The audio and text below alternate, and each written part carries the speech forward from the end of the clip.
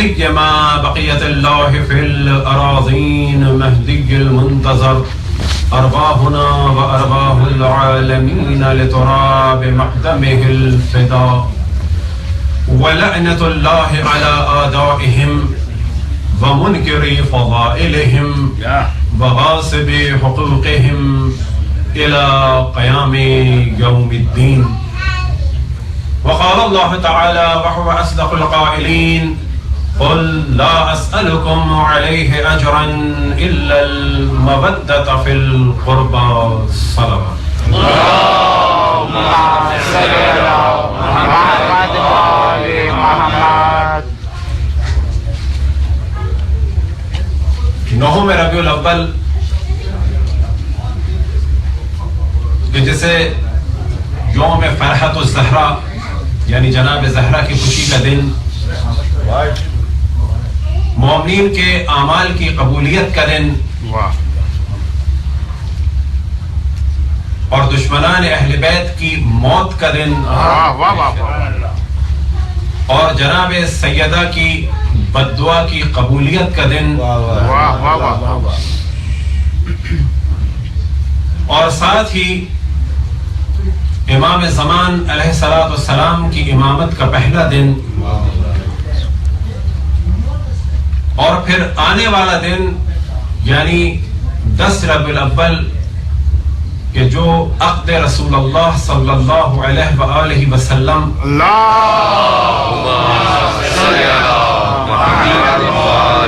عقد حضرت ام المؤمنین خدیجۃ الکبریٰ صلوات اللہ والسلام علیہا کا دن ہے.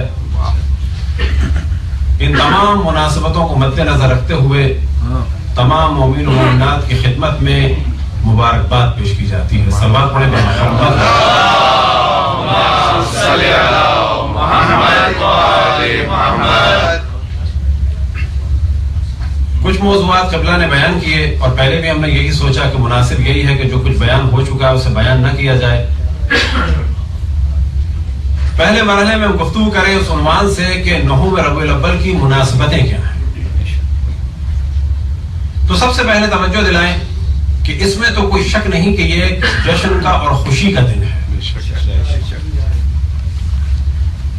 اس دن کو قدیم الایام سے یعنی بڑے سابقہ ایام سے اسے عید الزہرا کہا گیا، یوم فرحت الزہرا کہا گیا کہ زہرا کی خوشی کا دن. روایات میں نقل ہوا کہ 10 ربیع الاول کیونکہ جناب ختمی مرتبہ تو جناب خدیجہ سلام اللہ علیہا کے عقد کا دن ہے تو جناب سیدہ خوشی مناتی تھیں. تو تدریجاً ان مناسبتوں کو بیان کرتے ہیں اور اس کے بارے میں ڈسکس بھی کریں گے کہ کیا ہے اور کیا نہیں ہے. لیکن اتنی بات واضح ہے کہ یہ خوشی کا دن ہے. صاحب جواہر نے اور صاحب عروۃ الوثقیٰ نے کل کے دن کے بارے میں ارشاد فرمایا کہ غسل مستحب ہے. اسی طریقے سے علماء کرام نے مختلف روایات سے نتیجہ نکالتے ہوئے اس جانب توجہ دلائی کہ اس دن خوشی منائی جائے. شیعوں کے لیے خوشی کا دن ہے. اپنے گھر والوں پر کھانے پینے میں اور لباس میں وسعت کریں، خوشبو کا استعمال کریں. ایک روایت نقل ہوئی جناب احمد ابن اسحاق سے. جناب احمد ابن اسحاق نمائندے ہیں قم میں، نمائندے تھے قم میں امام حسن عسکری علیہ السلام.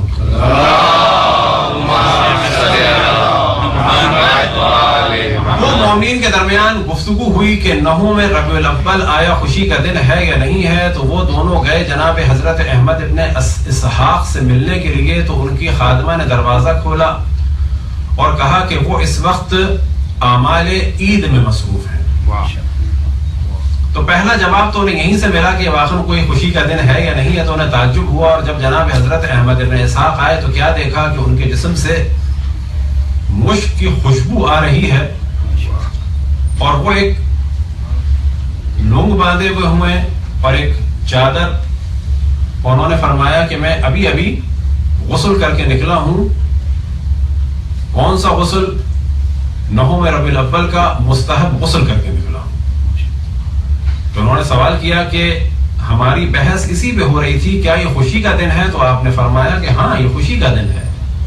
اور میں گیا امام حسن عسکری علیہ السلام کی خدمت میں تو میں نے کیا دیکھا کہ امام کے ارد گرد اچھے کھانے ہیں اور خوشبو کو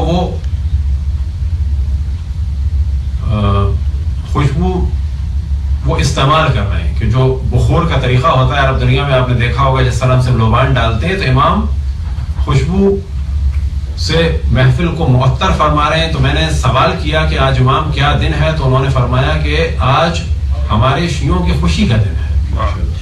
اور پھر انہوں نے فرمایا کہ جناب حذیفہ یمانی جب رسول اللہ صلی اللہ علیہ وآلہ وسلم کی خدمت میں ایک دفعہ حاضر ہوئے تو کیا دیکھا کہ مولا امیر المؤمنین و امام حسن امام حسین موجود ہیں اور یہ سب مل کے کھانا کھا رہے ہیں, اور اشرف الانبیاء نے امام حسن امام حسین کو اور خود جناب حذیفہ یمانی اور مولا امیر المؤمنین سے فرمایا کھاؤ, اور پھر امام حسن امام حسین کو مخاطب کر کے ارشاد فرمایا کہ آج تمہاری ماں کی دعا بد دعا کی قبولیت کا دن ہے, تم لوگوں کے دشمن کی موت کا دن ہے. البتہ اس روایت میں صرف ایک جملے پہ بعض دفعہ ڈسکشن کیا جاتا ہے, اور وہ جملہ ہے رفع القلم, کہ کیا اس رفع القلم سے مراد یہ ہے کہ اس دن جو چاہے کرو, کیونکہ رفع القلم کے معنی ہوتے ہیں لکھا نہیں جائے گا کچھ. تو یہاں پر جو علماء مراد دیتے ہیں کہ رفع القلم سے ہمیشہ یہ کیوں معنی لیے جائیں کہ جو چاہے گناہ کرو, بلکہ اس سے مراد یہ بھی ہو سکتی ہے, اور صرف اسی ایک جملے کے تحت گفتگو کی جاتی ہے کیا یہ حدیث صحیح ہے یا نہیں ہے. لہذا بعض علماء کہتے ہیں رفع القلم سے مراد یہ ہے کہ جو گناہ نادانستہ طور پہ ہو جائیں تو خداوند تبارک و تعالیٰ انہیں معاف فرمائے گا, یا یہ کہ اس دن توبہ جلدی قبول ہوگی. تو یہ تو ہے ایک روایت میں ذکر, اور اس روایت کو کہا جاتا ہے جناب احمد ابن اسحاق قمی سے منسوب روایت. اب اگر تدریجاً صدیوں اور سالوں کو مد نظر رکھتے ہوئے نہوم ربیع الاول کی مناسبت کو دیکھا جائے تو ایک مناسبت کہ جس کا ذکر ہم نے کیا وہ ہے قاتل امام حسین کے قتل کا دن ہے. اب یہ بھی ذہن میں رکھیں کہ یہاں ڈسکشن ہے کہ اس دن عمر سعد قتل ہوا یا اس کا سر مدینے پہنچا, یا یہ کہ سر پہنچا ابن زیاد کا, یا یہ کہ دونوں کا سر پہنچا. بس ابن زیاد کا سر پہنچا اس دن نہوم ربیع کا دن تھا, تو یہ روایات مختلف ہیں. پھر یہ کتنے سر پہنچے یہ روایات بھی مختلف ہیں. تو اب اگر آپ کوئی ایک روایت سنیں تو دوسرے کا انکار نہیں کیا جا سکتا, دوسری سنیں تو پہلے کا انکار نہیں کیا جا سکتا, مختلف روایات ہیں. اب جو یہاں سب سے زیادہ موضوع ڈسکس ہوتا ہے اور جس کی وجہ سے خود ہمارے مومنین بھی ڈرتے ہیں اور بعض وہ افراد کے نام کے ایک ہونے کی وجہ سے وہ ایشو بناتے ہیں, اور وہ مسئلہ آ جاتا ہے کس کا, عمر ابن سعد کا.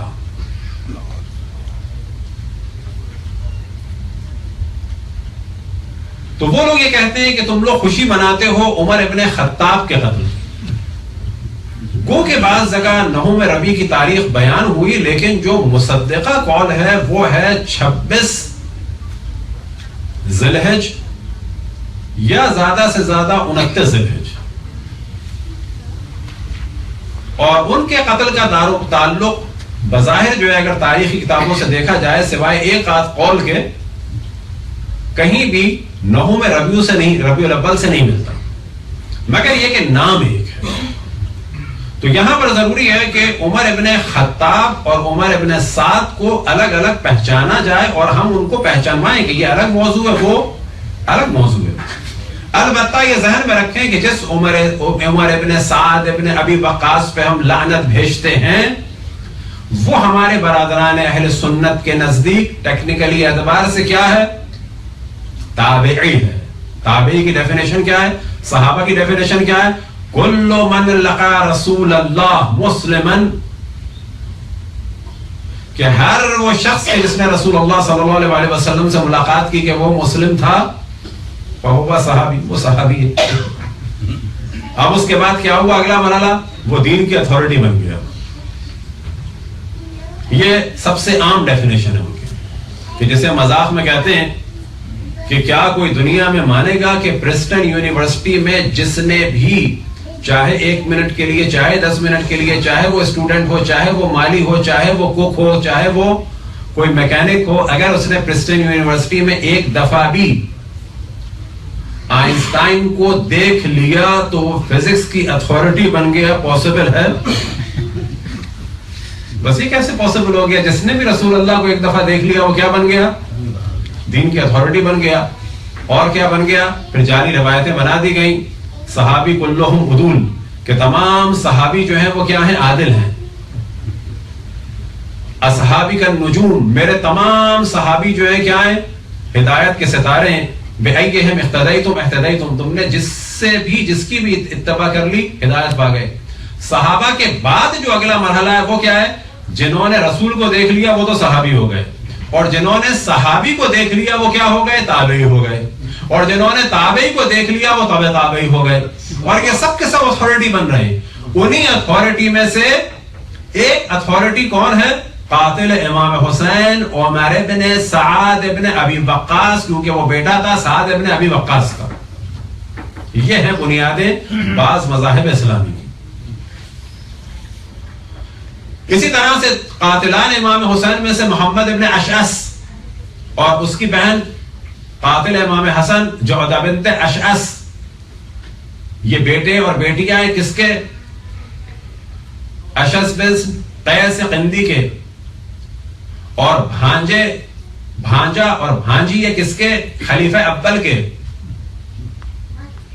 بس کیونکہ اشعث بن قیس صحابی ہے تو ٹیکنیکلی اعتبار سے محمد ابن اشعث کیا ہوا؟ تابعی، کہ جو قاتلان امام حسین میں سے۔ جعدہ بنت اشعث کیا ہوئی ٹیکنیکل اعتبار سے؟ تابعیہ ہوئی، کہ جو قاتلہ نواسہ رسول ہے۔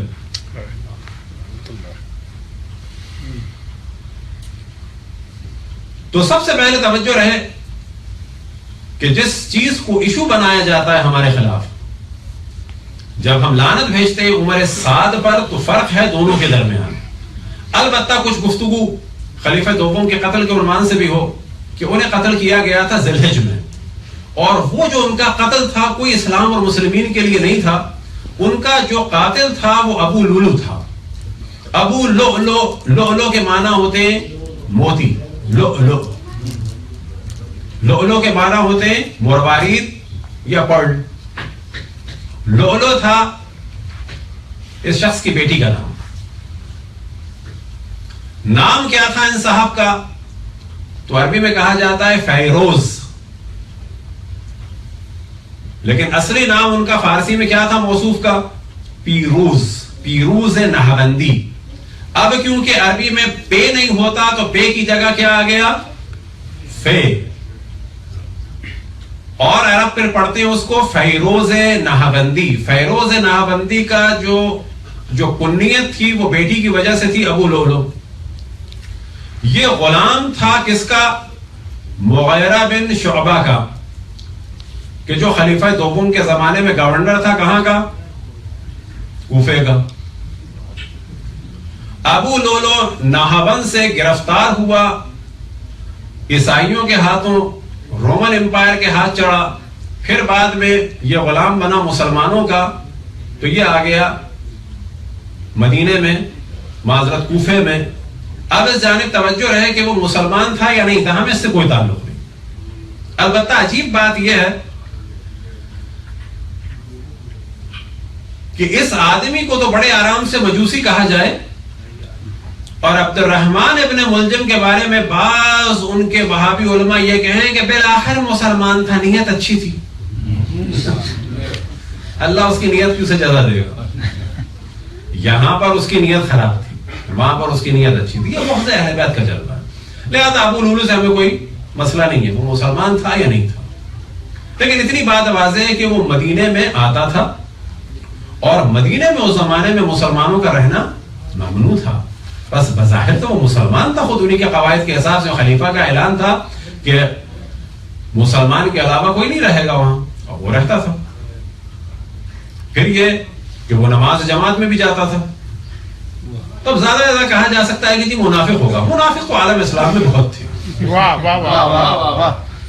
مثال کے طور پر آخر زمانے کا سورہ ہے سورہ برات، اور اس میں اشرف الانبیاء کو واضح خداوند تبارک و تعالیٰ کا حکم ہو رہا ہے اور انڈیکیٹ کیا جا رہا ہے، توجہ دلائی جا رہی ہے وَمِمَّنْ حَوْلَكُمْ مِنَ الْأَعْرَابِ مُنَافِقُونَ، کہ اے میرے حبیب تمہارے ارد گرد جو یہ آراب ہیں، جو بدو ہیں، جو دیہاتی ہیں، ان میں منافق ہیں۔ وَمِنْ أَهْلِ الْمَدِينَةِ مَرَدُوا عَلَى النِّفَاقِ، اور اہل مدینہ میں ایسے لوگ ہیں جو اپنے نفاق میں بڑے شدید ہیں، بڑے مزے میں ہوئے ہیں، بڑے پالش قسم کے منافق ہیں۔ اب یہ آخر زمانے میں اللہ سبحانہ و تعالیٰ اشرف الانبیاء کو خبر دے رہا ہے منافقوں کے بارے میں، لیکن جیسے ہی اشرف الانبیاء دنیا سے کہیں کیا ہو گیا؟ جس نے بھی اشرف الانبیاء کو دیکھا وہ صحابی ہو گیا، اور ہر صحابی عادل ہو گیا۔ قرآن کیا کہہ رہا ہے کہ بدوؤں میں مدینے کے ارد گرد بھی منافق ہیں، اور خود مدینے میں منافق ہیں جو بڑے مزے میں ہیں، لیکن اشرف الانبیاء کی دنیا سے جاتے ہی سب کے سب کیا ہو گئے؟ سب کے سب اتنے اچھے ہو گئے، اتنے الفا اور اعلیٰ ہو گئے کہ کسی کی بھی آپ افتتاح کر لیں جنت میں جائیں گے۔ تو ہمیں کوئی غرض نہیں کہ ابو لولو کیا تھا اور کیا نہیں تھا، لیکن یہ یاد رکھیں کہ جب ابو لولو کا اختلاف تھا خلیفہ دوم سے تھا، وہ تھا مغیرہ ابن شعبہ کی وجہ سے۔ مغیرہ ابن شعبہ ابو لولو سے بہت پیسے مانگتا تھا، اس پیسے کے بھی فگر بیان ہوئے، اس سے بھی ہمیں کوئی مطلب نہیں کتنے مانگتا تھا۔ یہ اصل میں چکی بنانے کا بھی ماہر تھا، اور رنگ و روغن کا بھی ماہر تھا، اور اچھا ٹیکنیکل قسم کا کارپینٹر تھا، اور باقاعدہ مغیرہ اپنے شعبہ نے اجازت لی اسے کوفے میں لا کے رکھا جائے، جبکہ کوفے میں عربوں کا رہنا ممنوع تھا۔ اور بعد میں مغیرہ اپنے شعبہ نے اس پر کہا کہ تم اتنا کماتے ہو، مجھے اتنے دیا کرو، اور یہ ابو لولو کے لیے مشکل کام تھا۔ اب جب مغیرہ اپنے شعبہ نے خلیفہ سے کہا کہ اس کو بڑے ہنر آتے ہیں، اس کو مدینے میں بلائیں، اس کے معنی ہے کہ مسلمان ہی ہوگا بالآخر، یا یہ کہ ظاہر ہے جیسے کہ اور منافق تھے کہ یہ اندر سے کافر ہوگا اور بظاہر مسلمان ہوگا، ایسے بہت سارے لوگ تھے۔ اور بھیجا کیوں کہ یہ مسلمانوں کو کچھ سکھائے ٹیکنالوجی وغیرہ، لہذا یہ مدینے پہنچا، اور اس نے مغیرہ ابن شعبہ کے ظلم کا ذکر کیا کہ یہ مجھ سے بہت پیسے مانگتا ہے۔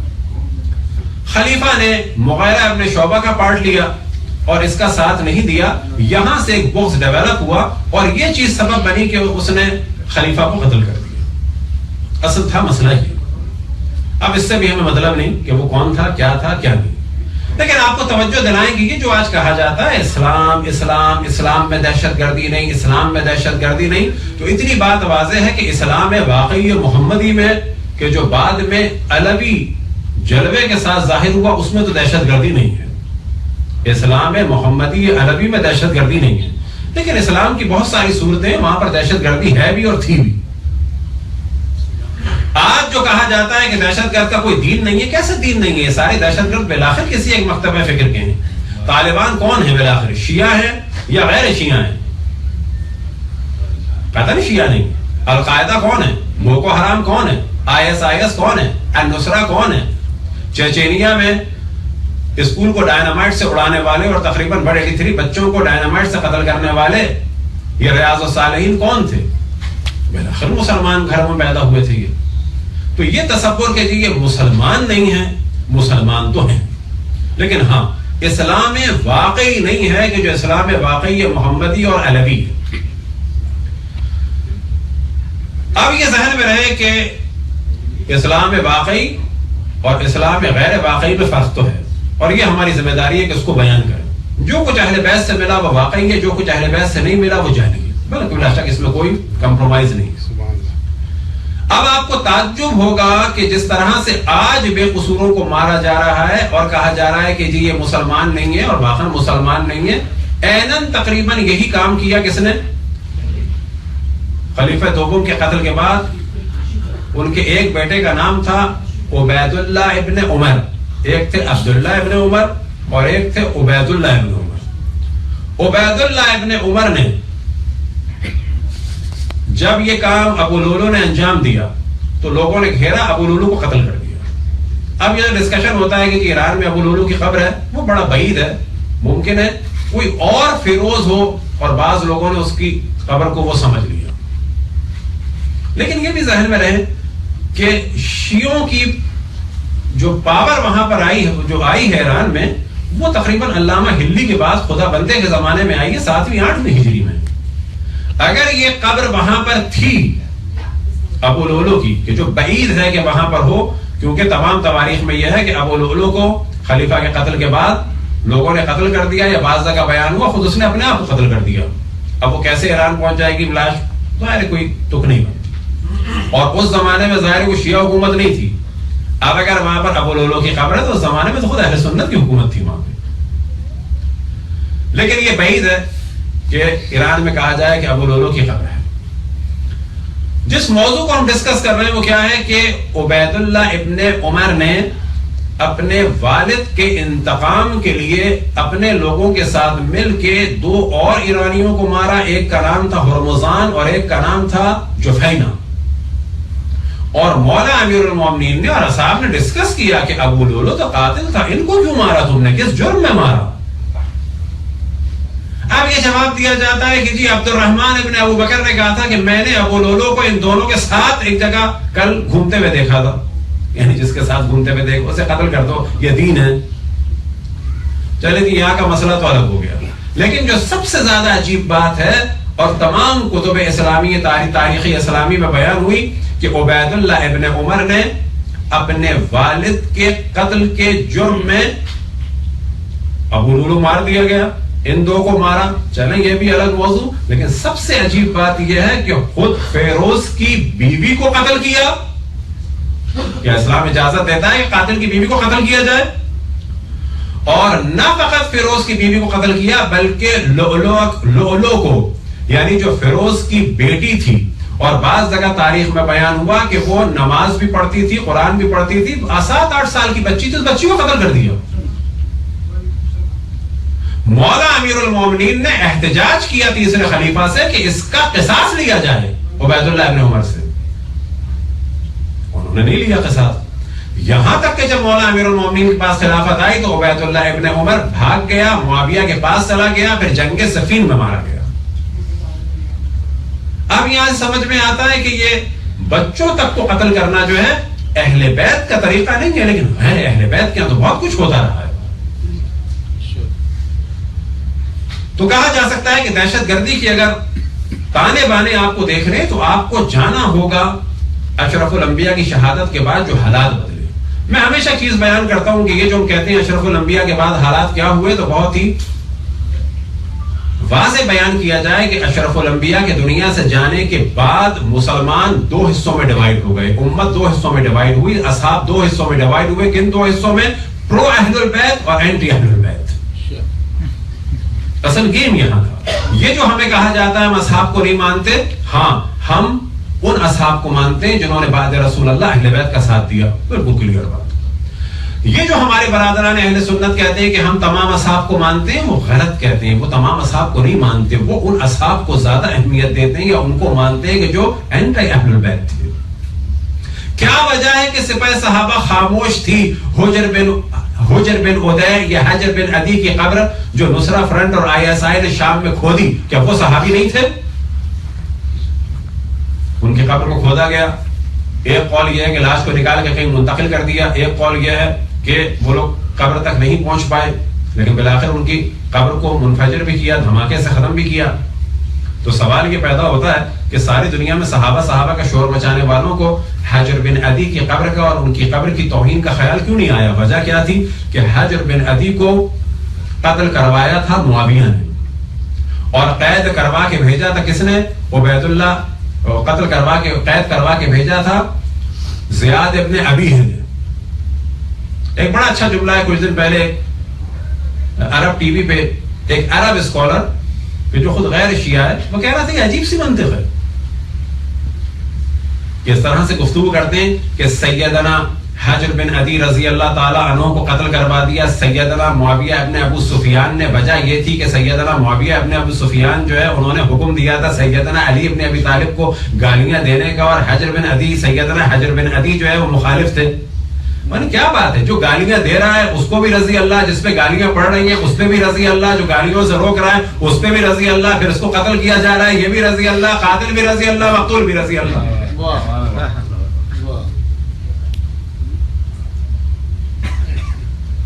تو بعد رسول اللہ اہل بیت کے خلاف ایک مارکا شروع ہوا. کہا جا سکتا ہے کہ امت ڈیوائیڈ ہو گئی، پرو اہل البیت اینڈ اہل البیت. تو یہ تو ایک مناسبت کہ جس کا کہا جا سکتا ہے کہ جب ہم لعنت بھیجتے ہیں تو وہ بھیجتے اس نہوم ربیع الاول کو کس پر؟ قاتل امام حسین۔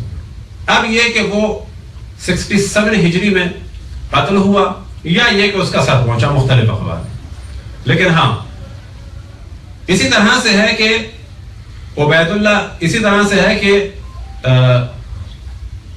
ابن زیاد کا جو ہے وہ سر پہنچا کہاں پر؟ امام زین العابدین علیہ السلام کے پاس، عبید اللہ ابن زیاد کا معذرت، اور امام زین العابدین علیہ السلام نے خوشی کا اظہار فرمایا۔ اب ایک ڈسکس کیا جاتا ہے عام طور پہ جناب مختار کے بارے میں، بڑی تیزی سے ہم گفتگو کر رہے ہیں کہ جناب مختار پہ جو ہے نا بڑے آرام سے لعنتیں بھیج دی جاتی ہیں۔ کہاں پر؟ دشمنان اہل بیت کے گروہ میں۔ اور اگر کہا جائے کہ بالآخر جب ہم لعنتیں بھیجتے ہیں کسی پہ تو آپ کہتے ہیں جو بھی لا الہ الا اللہ محمد رسول اللہ کہتا ہے اس پہ لعنت جائز نہیں ہے، تو مختار بھی جائز کیسے ہوگی؟ اچھا یزید جو ہے بالآخر مسلمان تھا، لہذا کیا فرماتے ہیں بعض لوگ کہ لعنت نہ بھیجی جائے۔ اچھا تو مختار بالآخر مسلمان نہیں تھے؟ فرق کیا ہے؟ فرق یہ ہے کہ یزید نے آل رسول کو قتل کیا لہذا وہ لعنت کے قابل نہیں ہے، مختار نے کیونکہ آل رسول کا انتقام لیا وہ لعنت کے قابل ہے، اتنی سی بات۔ اور قاتلان امام حسین میں جو اتنے اصحاب کے بچے تھے اور تابعی تھے انہیں قتل کیا، لہذا کیا ہوا اسے اس پہ لعنتیں بھیجی جاتی ہیں، کس پہ؟ جناب مختار پہ۔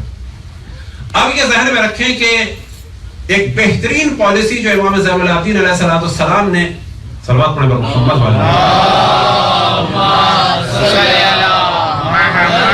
سوال کیا گیا جناب مختار کی تحریک کا۔ اب جناب مختار کی تحریک جو ہے 66 میں ابھری ہے، اس سے پہلے تبابین کی تحریک اٹھی، مختلف لوگ اٹھے اور مارے گئے، لیکن فائنلی جناب مختار اٹھے 66 میں۔ اور جب سوال کیا گیا امام زین العابدین علیہ السلام سے، اور سوال کرنے والے کون تھے؟ جناب محمد حنفیہ۔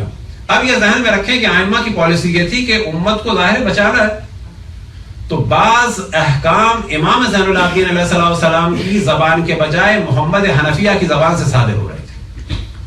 اب جب جناب محمد حنفیہ نے پوچھا امام سے، یہی وجہ ہے کہ تاریخ میں کہا جاتا ہے کہ جو کچھ کیا مختار نے وہ امام زین العابدین سے نہیں پوچھا، محمد حنفیہ سے پوچھا، جبکہ جو محمد حنفیہ نے جو کچھ کہا وہ امام سے پوچھ کے کہا۔ لہذا روایت میں امام نے جو قانون بیان کیا ہے جس پہ ہمیں توجہ دینی چاہیے، اور وہ بہترین قانون بیان کیا ہے۔ امام فرماتے ہیں لو ان عبدا زنجیا تعصب لنا اہل البیت لوجب علی الناس موازرته، اگر ایک زنجبار کا سیاہ غلام بھی ہماری حمایت میں اٹھے تو عوام پر واجب ہے کہ اس کا ساتھ دیں۔ کیا مراد؟ کہ اگر اس وقت ہمارے انتخاب کے لیے مختار اٹھ رہا ہے ساتھ دیں۔ اور پھر فرمایا قد بلیتک یا قد بلیتک علی ھذا الامر فاصنع ما شئت، اے چچا میں آپ کو اس امور میں پورا اختیار دیتا ہوں، جو چاہے آپ کریں۔ اب یہاں سے جو احکام صادر ہوتے تھے وہ جناب محمد حنفیہ کے ذریعے سے مختار تک پہنچتے تھے، اور امام زین العابدین علیہ السلام نے، اور ان کے بعد جناب امام محمد باقر علیہ السلام، اور پھر ان کے بعد تمام ائمہ نے جب بھی ذکر کیا ہے جناب مختار کا تو ان کے لیے رحمت کی دعا فرمائی ہمیشہ۔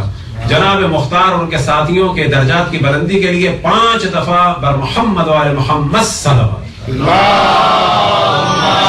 صلی علی محمد و آل محمد، اللہم صلی علی محمد و آل محمد، اللہم صلی علی محمد و آل محمد، اللہم صلی علی محمد و آل محمد، اللہم صلی علی محمد و آل محمد۔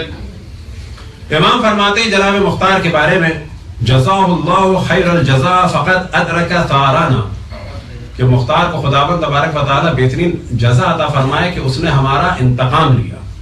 ووجب حقه على كل ولد عبد المطلب بن ہاشم، عبد المطلب بن ہاشم کی نسل پر واجب ہے اس کا حق ادا کریں. اسی طرح سے اور بعض جگہ پر امام نے ان کے لیے دعائیں فرمائی کہ جو جناب مختار کے قیام کے صحیح ہونے کی دلیل ہے.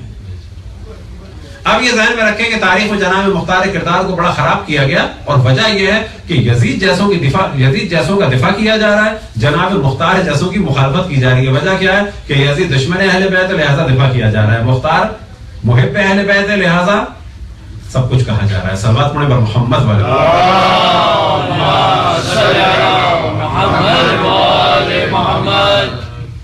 اب یہ جب سر پہنچے تو بعض جگہ بیان ہوا کہ اب آپ تصور کریں کہ 61 میں امام کی شہادت ہوئی ہے اور 66 یا 7 میں یہ سر پہنچے, اور اس دوران اہل بیت کے درمیان صرف عزاداری ہوتی تھی, گریہ ہوتا تھا. اور جب یہ سر آئے ہیں یا یہ کہ جب خبر ہوئی باس کی تو امام نے اس دن تبسم فرمایا اور یہ سوگ کا سلسلہ ختم ہوا. اسی طرح تاریخ میں تفصیل سے بیان ہوا اور اس سے جناب مختار کے کام کی تائید ہوتی ہے کہ جب مختلف افراد کو قتل کیا جا رہا تھا تو امام نے سوال کیا کچھ کوفے سے آنے والوں سے کہ حرملہ کا کیا ہوا, کہ مراد کیا ہے کہ اگر امام فیور میں نہ ہوتے ان لوگوں کے مارے جانے کے تو کیوں پوچھتے حرملہ کا کیا ہوا. اور جب انہوں نے کہا کہ ابھی تک نہیں پکڑا گیا تو امام نے فرمایا اللہم ازقہ حر الحدید, اللہم ازقہ حر الحدید, اللہم ازقہ حر النار, یا اللہ تو اسے لوہے کی سخت جو تیز دھار اور سختی ہے یا چبن ہے یا جو اس کا عذاب ہے وہ چکا, یا اللہ تو اس کو لوہے کا عذاب چکا, یا اللہ تو اسے آگ کا عذاب چکا معذرت. اب جب یہ پہنچے اور کہتے ہیں یہ صاحب کہ میں ملا کچھ دن کے بعد جا کے مختار سے, اور مختار نے کہا بھی کہ تم کہاں تھے. اسی دوران پتا چلا کہ جب ہم باہر تھے تو ایک دم سے پتا چلا کہ جی حرملہ کو پکڑ لیا, اور جیسے ہی حرملہ کو پکڑا تو جناب مختار نے حکم دیا کہ اس کے دونوں ہاتھ پاؤں کاٹو, دونوں ہاتھ کاٹو, دونوں پاؤں کاٹو اور اسے جلا دو.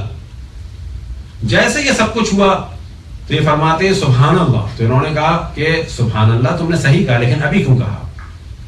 اور ایک گھوڑوں پہ سوار تھے اور جیسے ہی بتایا جناب مختار کو کہ میں ابھی آ رہا ہوں, اور مجھ سے امام زین العابدین نے میرے سامنے یہ دعا کی تھی کہ یا اللہ تو اسے لوہے کا عذاب اور آگ کا عذاب چکا.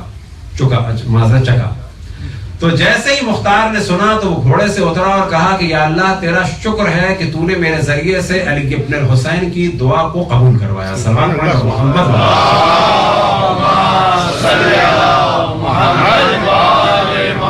جناب مختار کا ذکر ضروری ہے کیونکہ ان کا اہل بیت پہ ایک حق ہے, اور دوسری جانب سے ان کو بہت ہی برا کہا جاتا ہے. وجہ کیا ہے کہ آپ کے سامنے ہم نے بیان کی.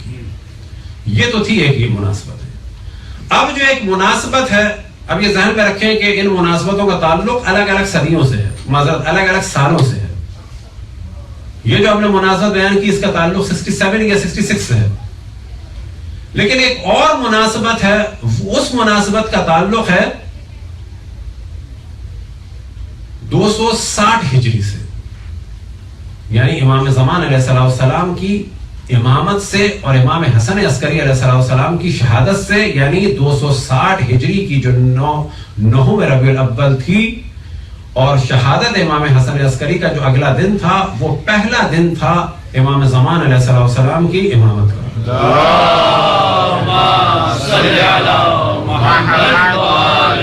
تو یہ مختلف مناسبتیں ہیں. اب اس دوران توجہ دلائیں کہ آج امام زمان علیہ السلام کی امامت کا پہلا دن ہے طلوع آفتاب کے حوالے سے, یعنی پہلا سورج. نہم کا مانا جائے گا جو امام زین العابدین علیہ السلام کی امامت کا پہلا سورج, لیکن اگر دن دیکھا جائے تو ان کی امامت کا کون سا ہے, گھنٹہ دیکھا جائے تو کون سا ہے, تو کہا جائے گا وہ 8 ربیع الاول ہے. جیسے امام حسن عسکری علیہ السلام دنیا سے رخصت ہوئے, امام زمان علیہ السلام منصب امامت پر فائز ہوئے, لیکن جو پہلا سورج نکلا, جو پہلا دن تھا وہ 9 ربیع الاول تھا. اب ایک ڈسکشن ہے کہ جو کل کی گفتگو سے ملائیں کہ اس دور میں جو اہم ترین کام انجام دیا وہ جناب حضرت حدیث خاتون نے انجام دیا اور امت کی توجہ امام زمان کی جانب پہ دلائی اور ان کے نائبین خاص کی جانب پہ دلائی، اور اس پورے نیٹ ورک کو جناب حدیث خاتون نے یعنی امام زمان علیہ السلام کی دادی نے منظم فرمایا۔ ایک سوال یہ پیدا ہوتا ہے کہ امام زمان علیہ السلام کی غیبت صغریٰ کی ابتدا کیا ہے؟ تو دو قول ہیں۔ ایک قول یہ ہے کہ جب سے آپ پیدا ہوئے اسی وقت سے غیبت صغریٰ تھی، اور ایک قول یہ ہے کہ جب امام حسن عسکری علیہ السلام کی شہادت ہوئی اس کے بعد نماز جنازہ کے بعد سے جو ہے وہ غیبت صغریٰ شروع ہوئی۔ تو جناب علامہ شیخ مفید فرماتے ہیں کہ ان کی غیبت تو ولادت کے ساتھ ہی شروع ہو گئی تھی کیونکہ لوگوں کے سامنے نہیں تھے۔ اب اگر ولادت سے غیبت کو مانا جائے تو وہ بن جاتے 75 ایئر، اور اگر امام حسن عسکری علیہ السلام کی شہادت سے مانا جائے تو وہ بن جاتے 69 ایئر۔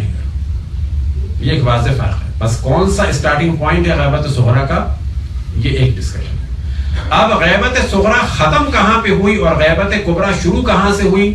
تو جو بعض کیلنڈر ہمارے یہاں چل رہے ہیں ان میں غلط تاریخ ہے 10 شوال، یہ بالکل غلط ہے۔ امام زمان علیہ السلام کی غیبت صغریٰ کا اختتام ہوا 15 شعبان 329 ہجری کہ جب ان کے چوتھے نائب جناب حضرت علی بن محمد سمری کی وفات ہوئی۔ جیسے ہی وفات ہوئی غیبت صغریٰ ختم ہو گئی اور فوراً غیبت کبریٰ شروع ہو گئی، اور تاریخ کیا تھی؟ 15 شعبان 329 ہجری۔ لہٰذا یہ کہنا کہ 10 شوال تو یہ املا کی غلطیاں ہیں۔ ابھی کس طرح کی غلطیاں ہوئی، کیا ہوا؟ تو یہ اگر بورڈ ہوتا سمجھاتے تھے، کیونکہ اردو میں جس کو ہم عربی میں 10 لکھتے ہیں وہ در حقیقت 10 ہوتا ہے ایک اور ڈاٹ، نہ کہ سرکل، اور 15 جو عربی میں لکھا جاتا ہے وہ ایک اور ایک سرکل ہوتا ہے، سرکل جو ہے وہ 5 ہوتا ہے۔ ہمارے یہاں کچھ غلطی یہ ہوئی لوگوں سے کہ اس 15 کو 10 سمجھ کے پھر یہ ذہن میں آیا ہوگا کہ 15 شعبان تو نہیں ہو سکتی، وہ شوال ہوگی۔ یہ کاتب سے کچھ غلطیاں ہوئی یا اس نے اپنے سوچ پہ کام لیا، لہذا یہ جو ہمارے انڈیا پاکستان میں 15 شوال غیبت کبریٰ کی تاریخ مشہور ہو گئی ہے، اس کی کوئی اساس نہیں ہے۔ غیبت کبریٰ کی ابتدا بھی 15 شعبان 329 وفات حضرت علی بن محمد سمری سے شروع ہوئی۔ صلوات پڑھیں پر محمد والے۔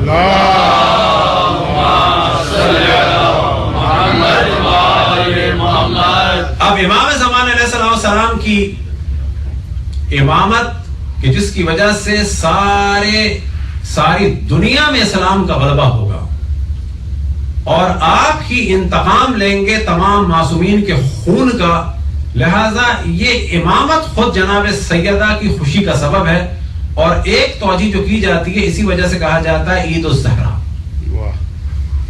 اور ایک وجہ کیا ہے کہ اس روایت احمد ابن اسحاق میں نقل ہوا یوم فرحت الزہرا، زہرا کی خوشی کا دن۔ 10 ربیع الاول کے حوالے سے ڈسکس کریں کہ عالم اسلام میں بڑا شور ہے کہ جی شادی مستحب ہے، کس دن، کس مہینے میں؟ شوال کے مہینے میں۔ وجہ کیا بیان ہوتی ہے کہ اشرف الانبیاء کا نکاح ہوا حضرت عائشہ کے ساتھ، بس شادی مستحب ہے کس میں؟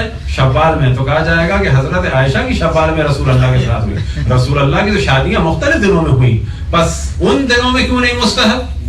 کیا سارا اسلام جو ہے شادی کے اعتبار سے اس شادی سے ریلیٹڈ ہے؟ پہلی شادی کہ جو کامل ترین خاتون تھی اور جو صفت بھی تصور کی جائے ایک اچھی بیوی کے لیے، چاہے وہ دینی اعتبار سے چاہے دنیاوی اعتبار سے، دینی اعتبار سے مثال کے طور پر کہا جا سکتا ہے سب سے پہلے ایمان وہ لائیں۔ اسی طرح سے بیوی کی خصوصیت کیا ہو سکتی ہے؟ پہلی بیوی ہونا تو وہ تھی۔ ایک خصوصیت یہ ہو سکتی ہے کہ بیوی کی موجودگی میں دوسری بیوی کا نہ آنا، تو وہ جناب خدیجہ تھی۔ ایک خصوصیت یہ ہو سکتی ہے کہ سب کچھ بیوی اپنا مال لٹا دے شوہر پہ، تو وہ صرف جناب خدیجہ نے کیا۔ یہ خصوصیت یہ ہو سکتی ہے کہ جس کے ذریعے سے اولاد ہو تو وہ نسل طیبہ نسل کوثر جناب خدیجہ سے چلی۔ ایک خصوصیت یہ ہو سکتی ہے کہ شوہر جس بیوی کو یاد کرتا ہو تو وہ جناب خدیجہ کو یاد کرتے تھے۔ ایک خصوصیت یہ ہو سکتی ہے کہ بیوی کو یاد کر کے شوہر روتا ہو تو وہ جناب خدیجہ کو یاد کر کے روتے تھے. البتہ روتے تھے اور بھی وجوہات کی بنا پہ تھے, بعض کی اذیت کی وجہ سے, لیکن یاد کر کے روتے تھے جناب خدیجہ کو. اتنی محبت تھی کہ جب بھی جانور ذبح کرتے تھے تو ایک حصہ جو ہے کہتے تھے کہ یہ خدیجہ کی سہیلیوں کا ہے. ان سہیلیوں کا احترام کرتے تھے, ان عزیزوں کا احترام کرتے تھے کہ جن کی نسبت جناب خدیجہ سے تھی کہ یہ گوشت, اتنی بڑی تعداد میں گوشت جو ہے کس کو دو, خدیجہ کی سہیلیوں کو. لیکن آخر میں جناب خدیجہ کے نام کو ختم کرنا چاہا جائے تو جناب سیدہ کی ایک خوشی 10 ربیع الاول کو ہوتی تھی, اور کہا جا سکتا ہے کہ 9 ربیع الاول اور 10 ربیع الاول جناب سیدہ کی خوشی کا دن تھا, اور روایات میں نقل ہوا کہ وہ اس دن خوشی مناتی تھی اپنے والد اور اپنی والدہ کے عقد کے عنوان سے. اور یہی چیز ہمارے لیے دلیل ہو سکتی ہے کہ شادی کی بھی سالگرہ منائی جا سکتی ہے, لیکن واقعا اگر کامیاب ہو تو پھر تو منانے کا زیادہ حق ہے. صلوات پڑھیں محمد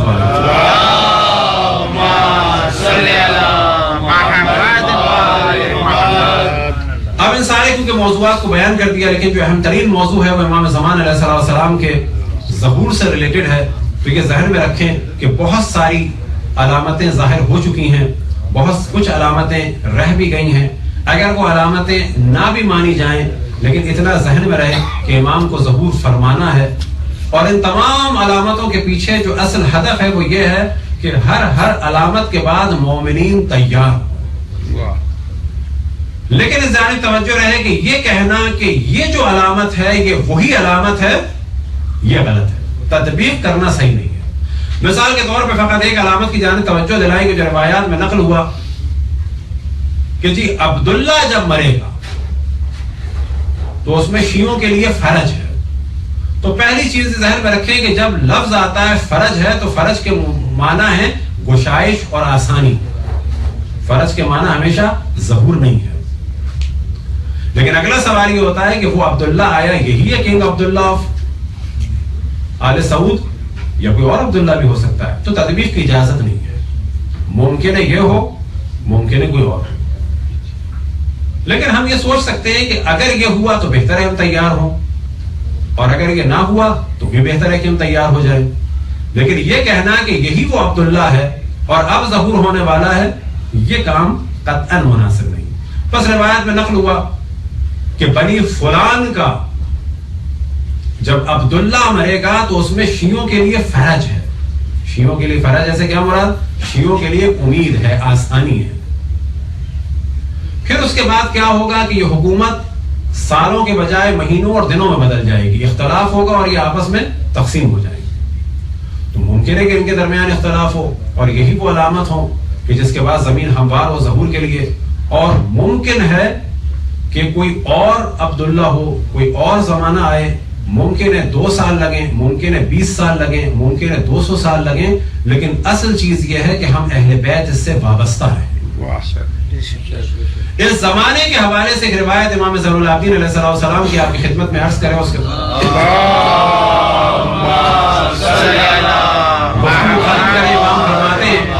من مات علی موالاتنا فی غیبت قائمنا, جو ہماری محبت میں مرے ہمارے قائم کی غیبت کے زمانے میں, ماتا شہیدہ, وہ شہادت کی موت پر. اب آپ کہیں گے یہ روایت تو پہلے بھی سن چکے ہیں, من مات علی حب آل محمد ماتا شہیدہ. وہ روایت ہر زمانے کے لیے, من مات علی حب آل محمد ماتا شہیدہ, جو مرا آل محمد کی محبت پر وہ شہید مرا. آج کا زمانہ بھی شامل ہے, وہ زمانہ بھی شامل ہے. لیکن امام کیا فرماتے ہیں؟ من مات علی موالاتنا فی غیبت قائمنا, جو مرا ہماری محبت پر رہتے ہوئے ہمارے قائم کی غیبت کے زمانے میں, وہ کیا ہے؟ ماتا شہیدہ. بس فرق کیا ہے؟ اگلے جملے میں امام فرماتے ہیں اعطى اللہ اجر الف الشہداء احد و بدر, کہ خداوند تبارک و تعالیٰ اس غیبت کے زمانے میں ہماری محبت پہ مرنے والے کو شہادت کا درجہ دے گا, اور اجر کیا دے گا؟ 1000 شہداء احد اور بدر کے برابر. یہ درجہ جو ہے ہر مرنے والے کو جو اہل بیت کی محبت میں اس زمانے میں مرے سب کو ملے گا, لیکن یہ درجہ ہر مرنے والے شیعہ کو باقی ائمہ کے زمانے میں نہیں ملے گا. وجہ کیا ہے کہ ان کا زمانہ وہ زمانہ تھا جب امام سامنے تھے. یہ وہ زمانہ ہے کہ الحمدللہ ہمیں امام سے محبت ہے لیکن ہم نے انہیں دیکھا نہیں. یہی وجہ بیان ہوئی بعض روایات میں کہ آخر زمانے کے مومنین کا درجہ اس وجہ سے بلند ہے کہ نہ انہوں نے امام کو دیکھا نہ انہوں نے نبی کو دیکھا, بلکہ وہ ایمان لائے سفیدی پر سیاہی کو دیکھ کر, یعنی کتاب کی وجہ سے ایمان. سبحان اللہ. خداوند تبارک و تعالیٰ سے دعا ہے کہ بحق محمد و آل محمد جس طرح سے تو نے اس سال ہمیں توفیق عطا فرمائی کہ تیرے حبیب اور تیرے حبیب کی آل کی عزاداری کرے, ہمیں اور زندگی عطا فرما کہ تیرے حبیب اور اس کی آل سے اظہار محبت کر سکیں اور آنے والے سالوں میں عزاداری کر سکیں. یا اللہ امام زمان علیہ السلام کے ظہور میں تعجیل فرما, تمام مقامات مقدسہ کی حفاظت فرما, ان کی حفاظت کرنے والوں کو طاقت و قدرت و عظمت و شوکت عطا فرما, ہمارے دشمنوں کو آپس سے مشغول فرما, ہمارے دشمنوں کی سازشوں کو ان کی جانب پلٹا دے, ہمارے تمام اعزاء اور آباء و اجداد کے درجات کو بلند سے بلند فرما. جتنے مومنین دنیا سے گزر گئے اگر کچھ ان کے گناہ ہیں تو یا اللہ تجھے واسطہ ہے خون مقدس حضرت فاطمہ سلام اللہ علیہا کا کہ اس کے گناہوں کو معاف فرما. ہمیں اور ہماری آنے والی نسلوں کو اہل بیت علیہ السلام کی راہ پہ چلنے کی توفیق عطا فرما, امام کے ظہور میں تعجیل فرما. جتنے مومنین نے دعاؤں کے لیے کہا ہے جو پریشان ہیں ان کی دعاؤں کو قبول فرما, ان کی پریشانیوں کو دور فرما, جو بیمار ہیں شفا اجر و کامل عطا فرما.